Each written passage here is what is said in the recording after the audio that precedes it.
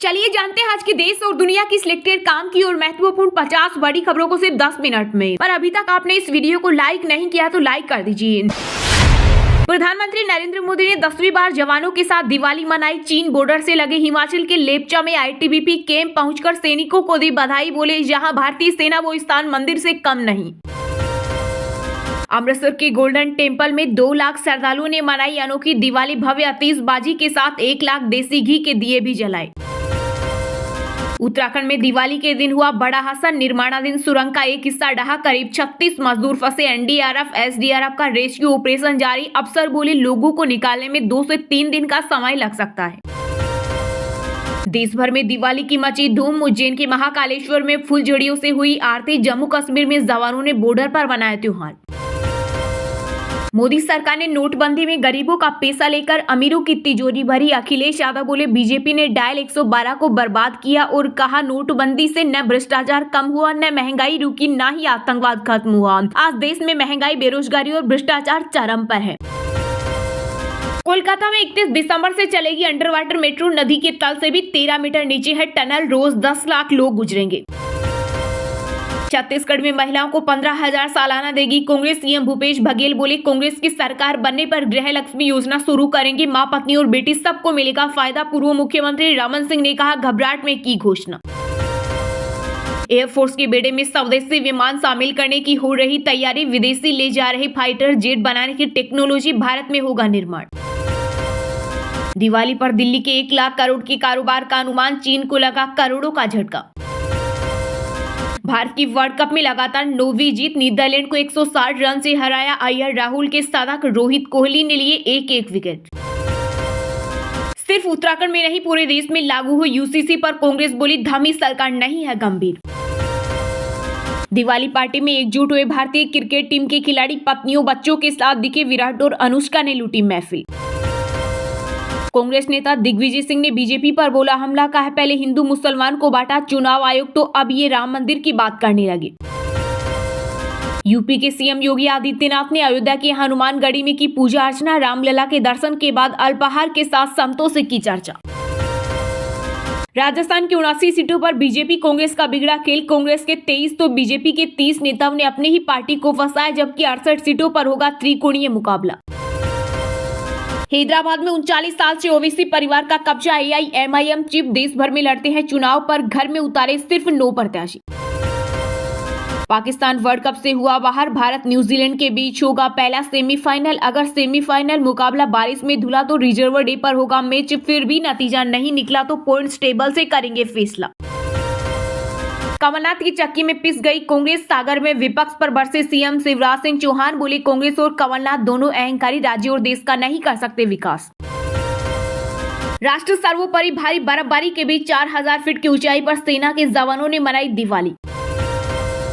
स्थानीय कार्यालय पर बुलडोजर चलने के बाद शिंदे सरकार पर भड़के उद्धव ठाकरे। बोले सत्ता में बैठे ऊंचे लोगों को सबक सिखाया जाएगा। पंजाब के किसान 26 नवंबर को करेंगे चंडीगढ़ कूच। अफीम की खेती, एमएसपी और गन्ने के भाव की रखेंगे मांग।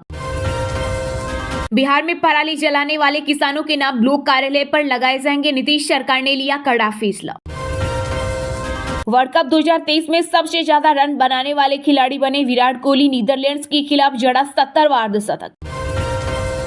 मथुरा के राया इलाके में आतिशबाजी। बाजार में लगी आग। 1.5 दर्जन दुकानें जलकर खाक, कई लोग झुलसे। भीषण ठंड से पहले पूर्वी लद्दाख में पिघलेगी भारत चीन के बीच तनाव की बर्फ। खतरे से निपटने के लिए भारत ने शुरू की तैयारी। उड़ीसा में विधानसभा चुनाव से पहले सियासी हलचल हुई तेज। भाजपा 14 से करेगी भ्रष्टाचार पर वार। कांग्रेस शुरू करेगी तुलसी यात्रा। पीएम श्री राजकीय स्कूलों में बढ़ेगी सुविधाएं। हरियाणा की खट्टर सरकार ने जारी किया बजट। नई विज्ञान लैब में सीखेंगे विद्यार्थी। 5 राज्यों में विधानसभा चुनाव के नतीजे तय करेंगे इंडिया गठबंधन की एकता। एमपी में कांग्रेस की सपा से बेरुखी का यूपी में दिखेगा असर। दिवाली के दिन देश में आई खुशखबरी। भारत का विदेशी मुद्रा भंडार 590.78 अरब डॉलर पहुंचा। यूपी बिहार में अब बढ़ेगी ठंड। लखनऊ में हल्की बारिश के बाद वायु प्रदूषण में मामूली सुधार। हवाई चलने से गिरा पारा। हरियाणा में जहरीली शराब पीने से अब तक 19 लोगों की मौत। मास्टरमाइंड फरार। सरकार ने दिए सख्त कार्रवाई के आदेश। विपक्ष ने खट्टर सरकार को घेरा। ब्रिटेन के पीएम ऋषि सुनक ने दी दिवाली की शुभकामनाएं तो दक्षिण अफ्रीकी राष्ट्रपति बोले हम समझते हैं इस त्योहार का महत्व। बेटी मैं आपकी बात सुनूंगा, नीचे उतर जाओ। तेलंगाना में पीएम मोदी की रैली में खंबे पर चढ़ी लड़की। दिल्ली वक्फ बोर्ड भर्ती मामले में 3 आरोपी गिरफ्तार, कोर्ट ने 14 दिन की न्यायिक हिरासत में भेजा। तीनों आम आदमी पार्टी के विधायक अमानतुल्ला खान के करीबी। मध्य प्रदेश के पूर्व सीएम कमलनाथ ने बीजेपी के घोषणा पत्र को बताया झूठ पत्र, कहा कोई विजन नहीं है इसलिए कांग्रेस की नकल की है। दिल्ली एनसीआर में वायु प्रदूषण से मिली बड़ी राहत, बारिश से एक्यूआई गिरकर 204 पर पहुंचा। संयुक्त राष्ट्र में भारत ने इजराइल के खिलाफ किया वोट, फिलिस्तीनी क्षेत्र में इजरायली बस्तियों का किया विरोध। एमपी के पूर्व सीएम कमलनाथ के बयान पर बीजेपी का पलटवार, बोली कांग्रेस मोहब्बत की दुकान है या धमकी की। जंग के बाद इजरायली सेना गाजा को करेगी कंट्रोल, पीएम नेतन्याहू बोले अंतर्राष्ट्रीय ताकतों पर विश्वास नहीं, हमास को मिटाने के लिए दुनिया के खिलाफ जाएंगे। मध्य प्रदेश विधानसभा चुनाव में बाबर और औरंगजेब की हुई एंट्री, असम के सीएम हिमंत बिस्वा शर्मा ने कांग्रेस को लेकर दिया विवादित बयान। हिमाचल प्रदेश के पूर्व सीएम जयराम ठाकुर ने इंडिया अलायंस पर कसा तंज, बोले बिहार के सीएम नीतीश कुमार के बयान पर विपक्षी नेताओं की गठबंधन को नमस्ते। योजनाओं के नाम पर धन का दुरुपयोग कर रही कांग्रेस, कर्नाटक के पूर्व सीएम एचडी कुमारस्वामी ने विपक्ष पर लगाया गंभीर आरोप। 2024 में बड़े भूकंप में तबाह हो जाएंगे कई बड़े शहर, अमेरिका के लिए नए नेस्ट्राडामस की खौफनाक भविष्यवाणी। मुंबई में अंतर्राष्ट्रीय बौद्ध सम्मेलन में शामिल होंगे तिब्बती धर्मगुरु दलाई लामा, केंद्रीय मंत्री रामदास अठावले ने दी जानकारी।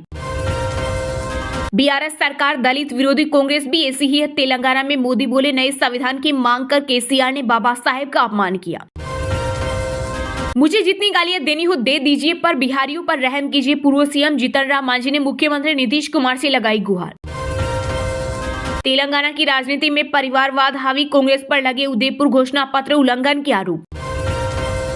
बसपा प्रत्याशी अशोक बेरवा ने सचिन पायलट को दिया समर्थन, अब राजस्थान के टोंक में कांग्रेस नेता की राह होगी आसान। कनाडा के पीएम जस्टिन ट्रूडो ने फिर तोड़ा निजर बम, कहा भारतीय एजेंट्स ने की हत्या, विरोध करने पर राजनयिकों को बाहर निकाला। मोहब्बत की दुकान या धमकी की दुकान, मध्य प्रदेश में प्रशासन को धमकाने के बाद बीजेपी नेता शहजाद पूनावाला ने कांग्रेस पर कसा तंज। तेलंगाना में विधानसभा चुनाव से पहले कांग्रेस छोड़ बीआरएस में शामिल हुई पलवई श्रावंती पार्टी पर लगाए गंभीर आरोप। चलिए अब जानते हैं जो आम आदमी के काम की और फायदेमंद खबरें हैं उनको विस्तार से। पर इससे पहले अभी तक आपने इस वीडियो को लाइक नहीं किया तो लाइक कर दीजिए।